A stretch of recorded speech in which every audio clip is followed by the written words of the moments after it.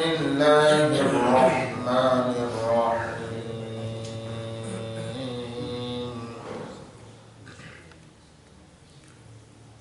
كذبت قوم لوط المرسلين إذ قال لهم أخوهم لوط ألا تتقون إني لكم رسول أمين فاتقوا الله وأطيعون وما أسألكم عليه من أجر إن أجري إلا على رب العالمين أتأتون الذكران من العالمين وتذرون ما خلق لكم ربكم من أزواجكم بل أنتم قوم عادون قالوا لئن لم تنته يا لوط لتكونن من المخرجين قال إني لعملكم من القالين رب نجني وأهلي مما يعملون فنجيناه وأهله أجمعين إلا عجوزا في الغابرين ثم دمرنا الآخرين صدق الله العظيم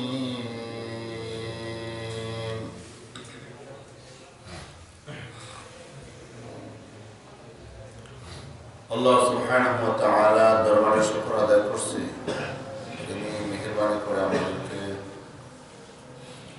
হায়াত দিয়েছেন, সুস্থতা দিয়েছেন,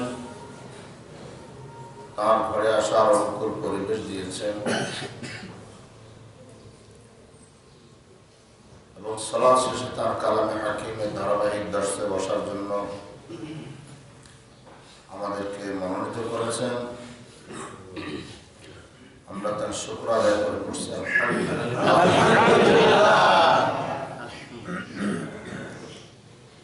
আমরা আলোচনার ধারাবাহিকতা আজকে সূরাতুশ শুআরা 160 নং আয়াত থেকে তিলাওয়াত শুরু করেছি। 72 নং আয়াতে থেমেছি। ইনশাআল্লাহ সুযোগ হলে আরো একটু এগিয়ে যাব ইনশাআল্লাহ।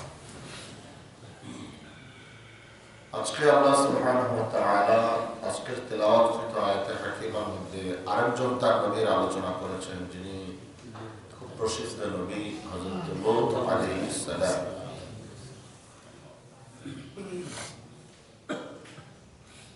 তিনিও রাত দিন তার কওমের মাঝে দাওয়াতি কাজ করেছেন, এক প্রভুর ইবাদত করার জন্য আহ্বান জানিয়েছেন এবং সর্বপ্রকারের অন্যায় অশ্লীলতা থেকে বিরত থাকার জন্য কওমকে দাওয়াত দিয়েছেন এবং বিরত রাখার জন্য সাধ্যমতো চেষ্টা করেছেন, কিন্তু কওমের লোকেরা তাকে অস্বীকার করেছে। মজার ব্যাপার হলো, বাহিরের শত্রু থেকে লুকানো যায়, কিন্তু ঘরের শত্রু থেকে কিভাবে লুকাবে? নূহ আলাইহিস সালামের ঘরে ছিল তার বিরোধী, তার স্ত্রী। নূহ আলাইহিস সালামের কি অবস্থা?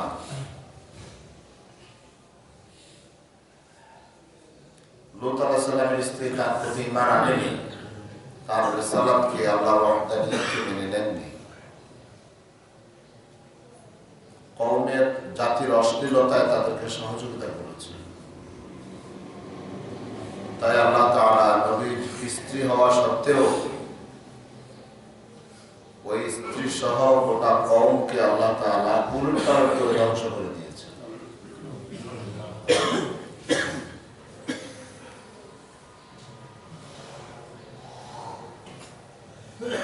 লূত আলাইহিস সালাম এবং ইব্রাহিম আলাইহিস সালাম একই যুগের নবী, এলাকা ভিন্ন।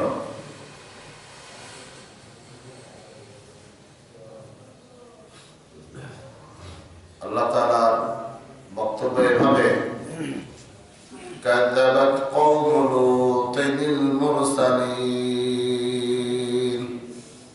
অনুরূপভাবে লূত আলাইহিস সালাম তার জাতীয় রাসূলগণকে মিথ্যারোপ করেছে, মিথ্যাবাদী সাব্যস্ত করেছে। إذ قال لهم أخوهم لوط ألا تتقون, যখন তার জাতির লোকেরা তাদেরকে তিনি এভাবেই সতর্ক করলেন যে তাদের ভাই লূত তাদেরকে বললেন আলা তাত্তাকুন, তোমরা কি সাবধান হবে না, তোমরা কি সতর্ক হবে না, তোমরা কি তোমাদের রবকে ভয় করবে না? ইন্নী লাকুম রাসূলুন আমিন, নিশ্চয় আমি তোমাদের জন্য আল্লাহ তাআলার পক্ষ থেকে বিশ্বস্ত রাসূল। ফাত্তাকুল্লাহ ওয়া আতিউন, তোমরা আল্লাহকে ভয় করো, আমাকে নবী হিসেবে মেনে নাও, আমার আনুগত্য করো। আপনারা খেয়াল করছেন কয়েকজন নবীর ধারাবাহিক আলোচনা আল্লাহ তাআলা সেম একই রকম দাওয়াতগুলো উপস্থাপন করতেছেন। জি জি, ইন্নী লাকুম রাসূলুন আমিন। নূহ আলাইহিস সালাম বলেছেন, ইব্রাহিম আলাইহিস সালাম তো বলেছেন, যে লূত আলাইহিস সালাম তো বলছেন, তারপরে সালেহ আলাইহিস সালাম বলেছেন, তারপরে শুআয়ব আলাইহিস সালাম বলেছেন, তারপরে এই সব নবীর হুদ আলাইহিস সালাম তিনিও বলেছেন। সব নবীদের একই বক্তব্য যে আমি তোমাদের জন্য একজন বিশ্বস্ত রাসূল। প্রত্যেক নবী তারা এত বিশ্বস্ত, কওমের মাঝে এত সমাদৃত ছিলেন, কিন্তু নবুয়তের দাওয়াত দিলে পরে তারা ওই ভালো মানুষটাকে মুহূর্তে খারাপে পরিণত করে ফেলল। নবুয়তের দাওয়াত দেওয়ার আগে, তাওহীদের দাওয়াত দেওয়ার আগে খুব ভালো মানুষ ছিলেন, তাওহীদের দাওয়াত দিয়া কি হয়ে গেল? মিথ্যাবাদী, খারাপ মানুষ হয়ে গেল, মিথ্যাবাদী হয়ে গেল।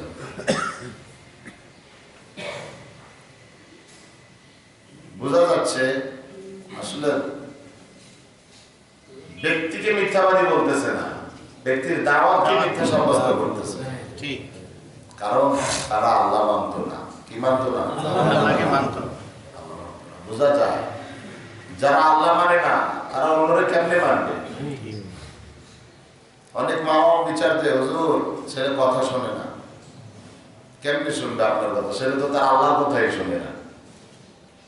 যে তারা বানালেন, যে তাকে খাওয়াচ্ছেন, লালন পালন করছেন, সে যদি তার কথাই না শুনে, আপনি মা বাবা তো পরে।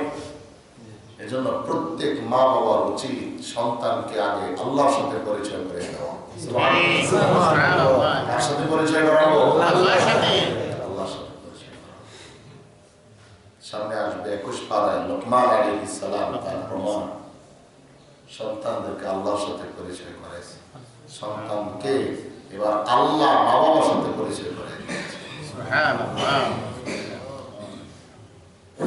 ফাত্তাকুল্লাহ ওয়া আতিউন, আল্লাহকে ভয় করো, আমাকে নবী হিসেবে, রাসূল হিসেবে তোমরা মেনে নাও। ওয়া মা আসআলুকুম আলাইহি মিন আজর, আমি তো তোমাদের কাছে কোনো বিনিময় চাই না। ইন আজরিয়া ইল্লা আলা রাব্বিল আলামিন, আমার প্রতিদান আমি বুঝে নেব কার পক্ষ থেকে? আল্লাহ।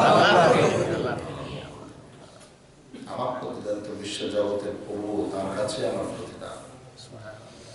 আতাতুনা আয-যুকরানা মিনাল আলামিন, তোমরা মানুষদের মধ্য থেকে কেবলমাত্র পুরুষদেরকেই তোমাদের চাহিদা মেটানোর জন্য বেছে নিয়েছো, অর্থাৎ ওই জাতির মধ্যে সবচেয়ে নিকৃষ্ট জঘন্য একটি অপরাধ ব্যাপক আকারে ছিল, যা ছিল সমকামিতা। কি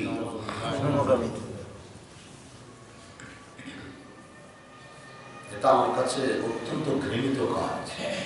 আল্লাহ একটি কওমকে ধ্বংস করে দিয়েছে এই অপরাধে।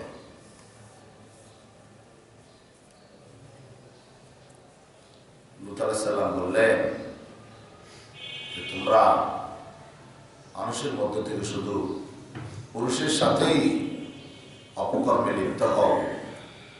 ওয়াতাযারুনা মা খালাকা লাকুম রাব্বুকুম মিন আযওয়াজিকুম, তোমাদের রব তোমাদের জন্য যে নারী সৃষ্টি করেছেন তোমরা তাদেরকে বর্জন করছো। বাল আনতুম কওমুন আদুন, তোমরা তো বরং সীমা লঙ্ঘনকারী জাতি। আল্লাহ যা হারাম করেছেন তোমরা তাতে জড়িয়ে পড়তেছো। এটা কি সীমা লঙ্ঘন? এটা কি সীমা লঙ্ঘন? সীমা কি?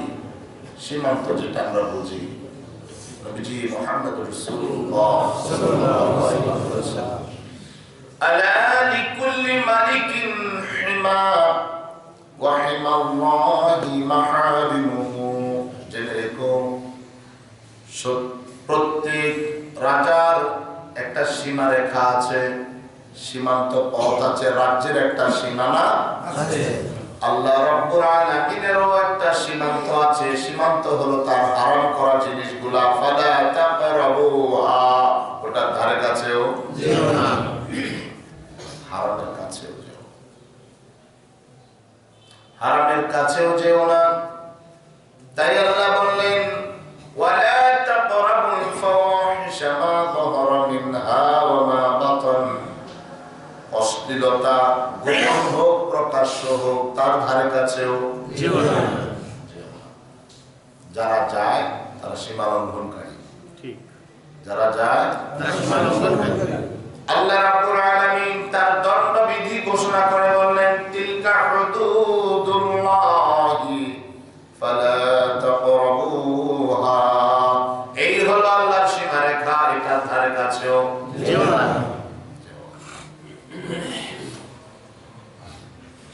قالوا لئن لم تنته يا لوط لتكونن من المخرجين, তারা বলল, কারা?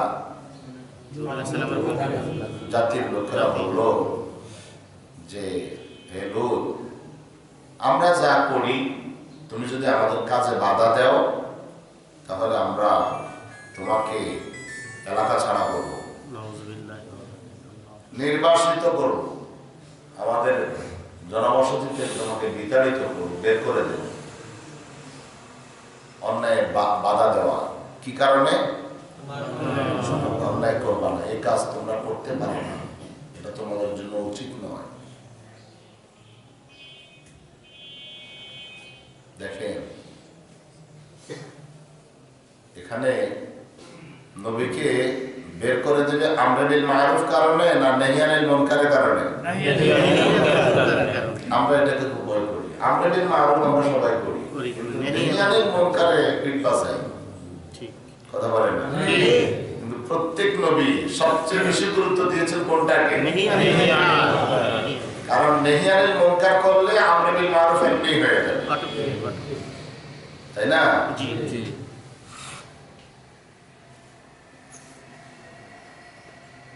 যত অন্যায় অশ্লীলতা কোরআনুল কারীম আমাদেরকে শোনাচ্ছেন, আগের যুগে যাদেরকে যেসব অন্যায়ের কারণে ধ্বংস করে দিয়েছে, এসব অন্যায় সমাজে এখন নাই, আছে। বরং করোনার চাইতে বড় মহামারী হলো এসব অন্যায় এখন। কিন্তু আল্লাহ এখনো আমাদেরকে বাঁচিয়ে রাখছেন, পাইকারি গজব দেন নাই, এটা আল্লাহর বড় অনুগ্রহ। আলহামদুলিল্লাহ আলহামদুলিল্লাহ আলহামদুলিল্লাহ।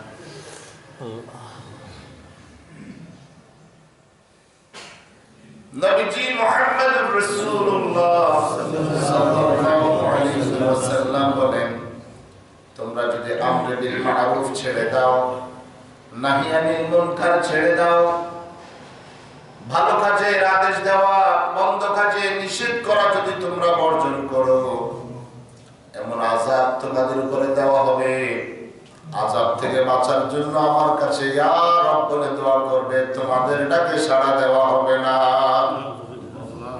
আজকে হুজুরকে দোয়া কবুল হচ্ছে না, কারণ আমরা হুজুররা এখন পিঠ বাঁচাই, কথা বলেন ঠিক, পিঠ বাঁচাই কথা বলি,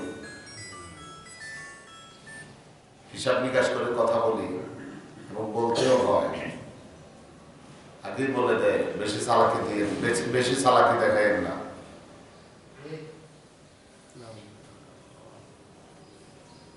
নবীগণ যদি এই কাজটা করতেন তাহলে একজন নবীও মায়ের খেতেন না, কথা বলেন। মায়ের খাওয়া ছাড়া তো কোনো নবী দুনিয়া থেকে যাইতে পারেন নাই। কমের লোকেরা মাইর দিয়েছে, মেরেই ফেলেছে, আহত করেছে, রক্তাক্ত করেছে, বিতাড়িত করেছে, ঘরবাড়ি ছাড়া করেছে, বর্ষনা করেছে, তিরস্কার করেছে, উপহাস করেছে, একজন নবীও বাদ নাই। সূরা ইয়াসিন আল্লাহ তাআলা প্রমাণ দিলেন, ইয়া হাসরাতান আলাল ইবাদ মা ইয়াতিহিম মির রাসূলিন ইল্লা কানু বিহি ইস্তাহজিউন।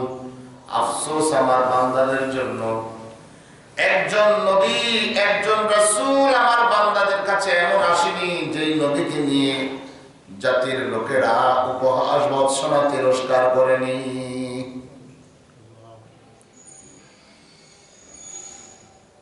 অন্যায় কাজে বাধা দেওয়া নবীগণের সুন্নত। অন্যায় কাজের বাধা দিলে পরে কওম থেকে, জাতি থেকে ঘাত প্রতিঘাত পাওয়া এবং ঘাত প্রতিঘাতের শিকার হওয়া, এটাও নবীগণের সুন্নত।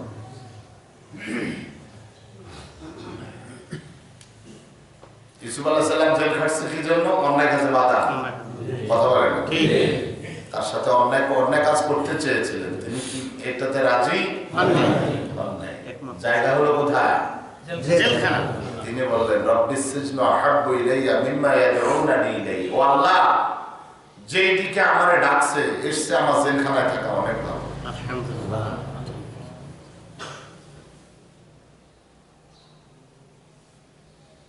নবীজি মুহাম্মদুর রাসূলুল্লাহ সাল্লাল্লাহু আলাইহি ওয়াসাল্লাম বলেন, লামাউতুন ফি তাআতিল্লাহি খায়রুম মিন হায়াতিন ফি মাসিয়াতি।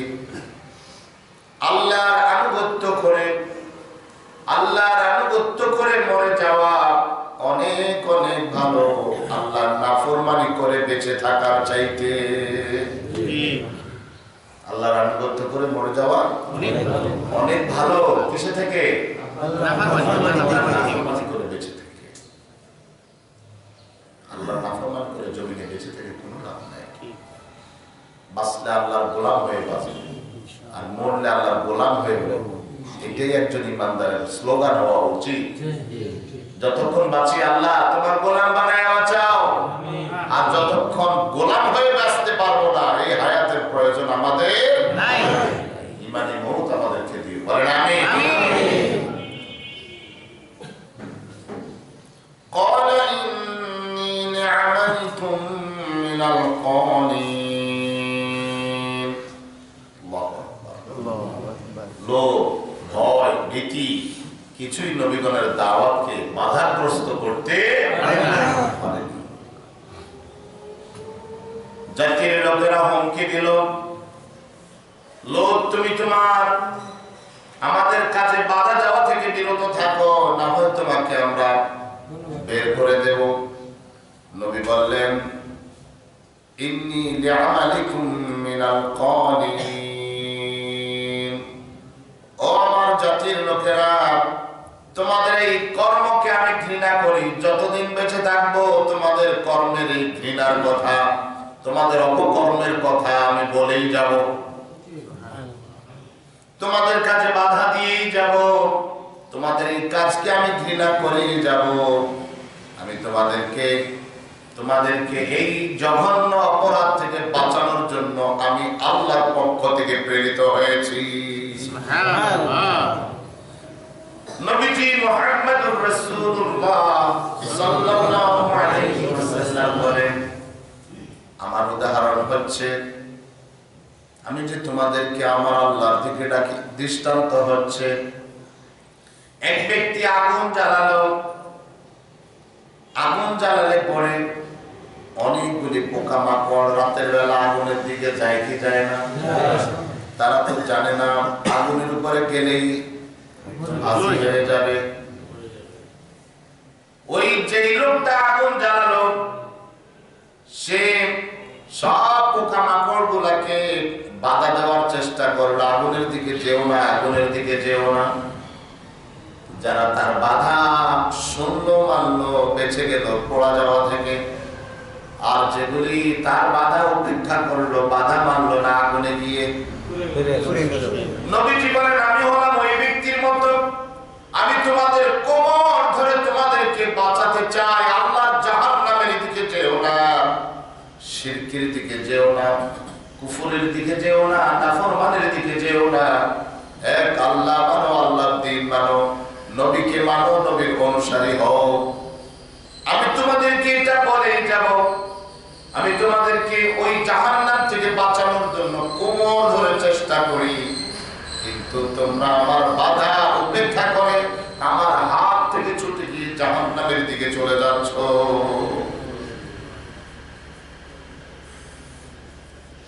অন্যায় কাজে বাধা দেওয়া লাগবে কিনা? লাগবে। না করলে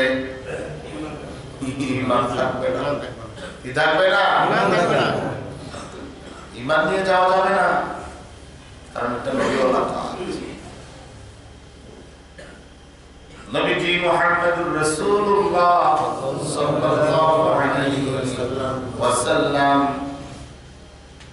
তিনি বলেন, মান রাআ মিনকুম মুনকারান ফালইউগাইয়িরহু বিয়াদিহি, তোমাদের মধ্য থেকে যে অন্যায় কাজ, গর্হিত কাজ, অশ্লীল কাজ, ফাহিশা কাজ দেখতে পাবে, সে যেন হাত দিয়ে অন্যায়কে পরিবর্তন করে দেয়।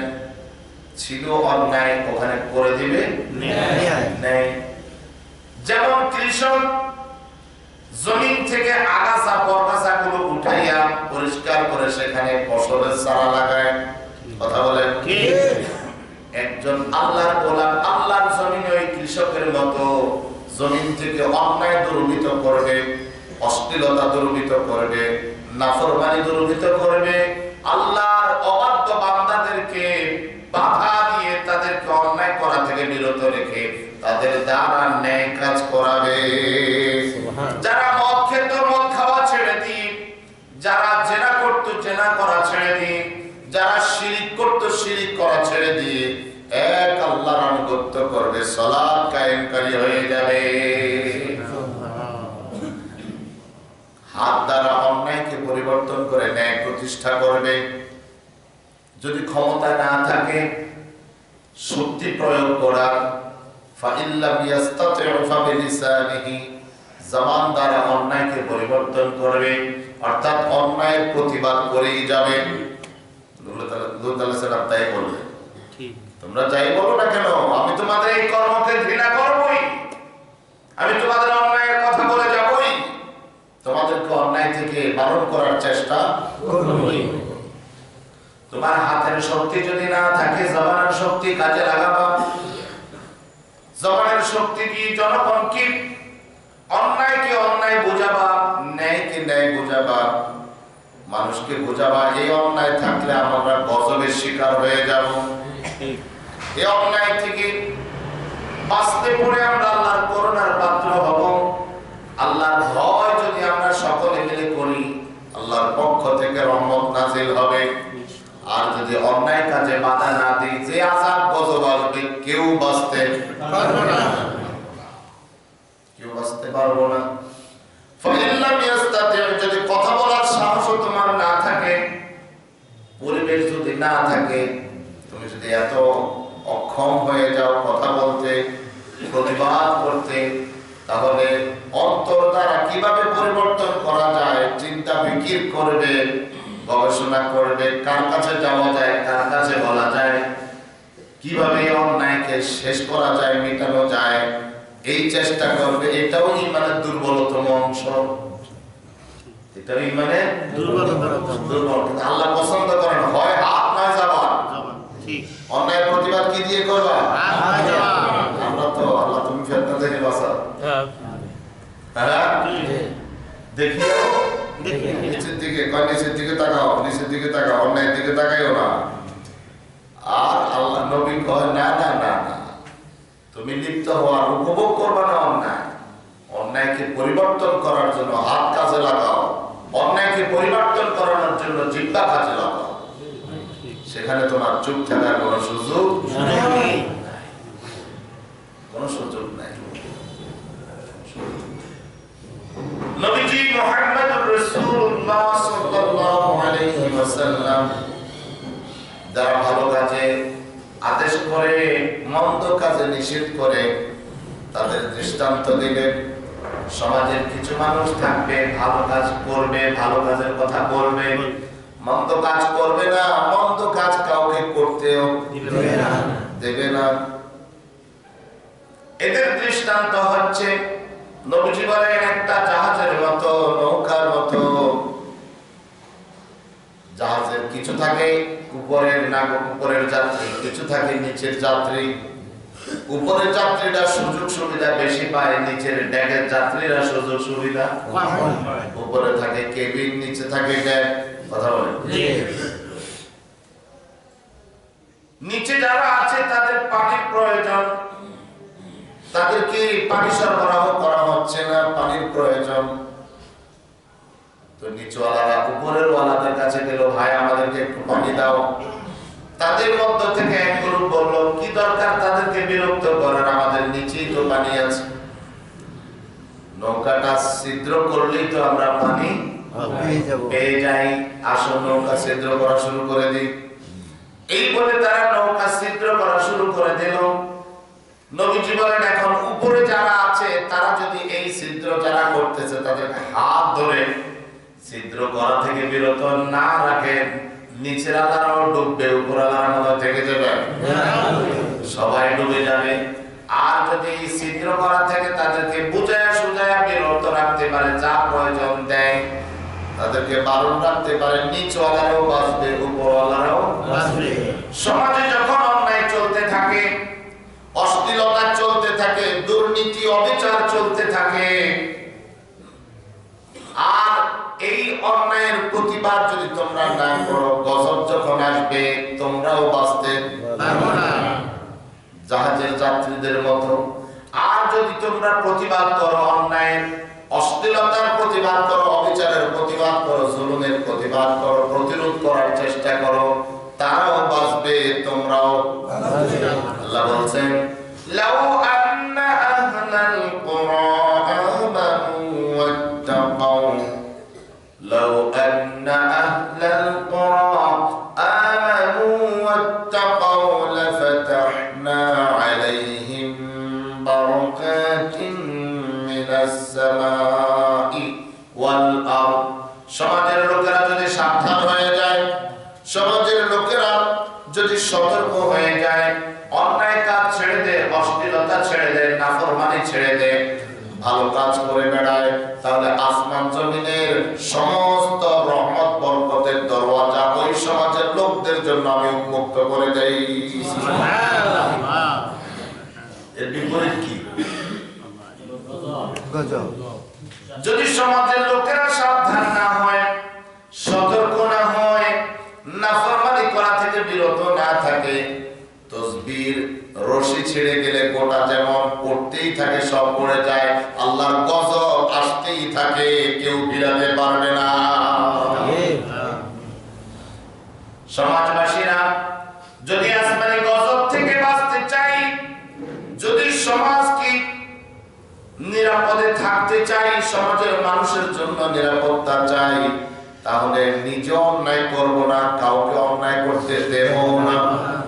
এই মানসিকতার মুসলমান যদি বাংলাদেশে হতো, অন্যায় করব না, অন্যায় করতে দেব না, আল্লাহর ইজ্জতের কসম বাংলাদেশটা স্বর্গরাজ্য হয়ে যেত। কারণ সবচেয়ে বেশি মুসলমান পৃথিবীর মধ্যে দ্বিতীয় অবস্থানে বাংলাদেশ। কিন্তু আফসোসের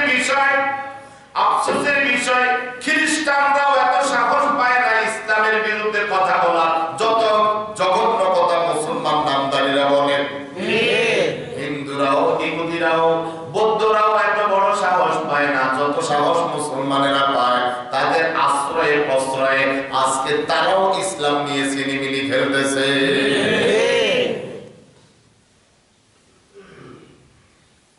নাস্তিকতার স্লোগান দিয়ে যারা বলে কোন ধর্ম মানে না, তারা বলে কোন ধর্ম মানে না, তারা নাস্তিক।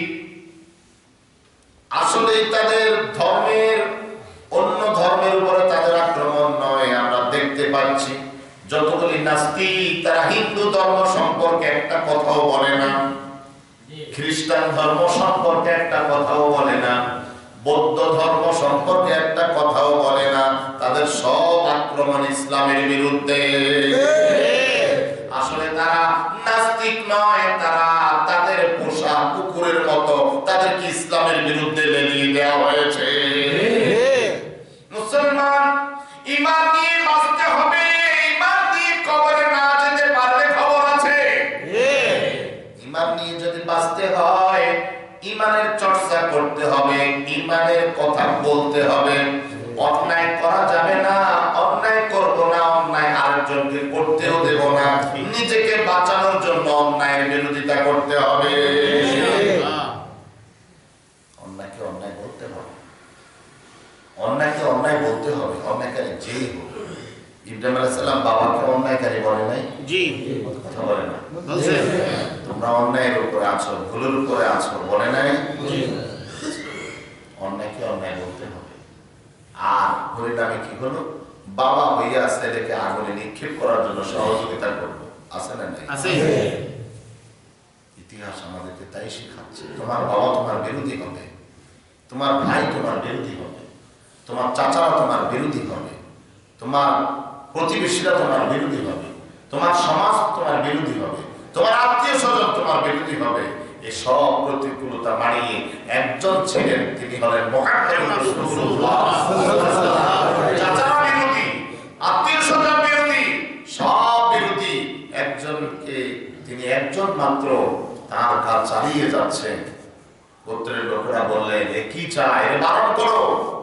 প্রেসিডেন্ট হতে চায়, প্রেসিডেন্ট বানাবো। বড় লোক হতে চায়, বড় লোক বানাবো। কি চায়? নবীজি বলেন, সূর্য যদি এক হাতে দাও, চন্দ্র যদি এক হাতে দাও, আর যদি বলো আল্লাহর দ্বীন প্রচার থেকে বিরত থাকো, ইজ্জতের কসম একচুল পরিমাণ আল্লাহর দ্বীন প্রচার থেকে, হক কথা বলা থেকে আমি বিরত থাকব না। আমরা তো তারই উম্মত, ঠিক নাকি? আর কারণ তারই উম্মত। তো আমাদের বক্তব্য কি? কথা বলেন, আমাদের বক্তব্য কি? হক কথা বলবো। দলের বিরুদ্ধে যাবে না, বাবার বিরুদ্ধে যাবে না, ভাইয়ের বিরুদ্ধে যাবে না, আত্মীয় স্বজনের বিরুদ্ধে যাবে, কোন দিকে তাকাবো না, কারো চোখের দিকে তাকাবো না, আর সে আসিমের মালিকের দিকে তাকায়।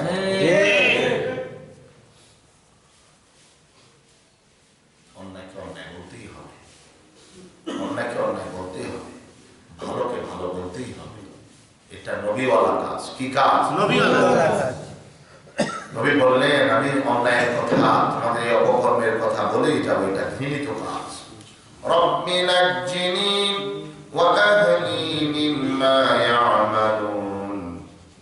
নবী বললেন, আল্লাহ, তারা যে ষড়যন্ত্র করতেছে, তারা যে অন্যায় করে যাচ্ছে, আল্লাহ আমাকে, আমার পরিবারকে আপনি রক্ষা করেন। তাদের ষড়যন্ত্র থেকে, তাদের জুলুম অত্যাচার থেকে আমাকে, আমার পরিবারকে রক্ষা করেন।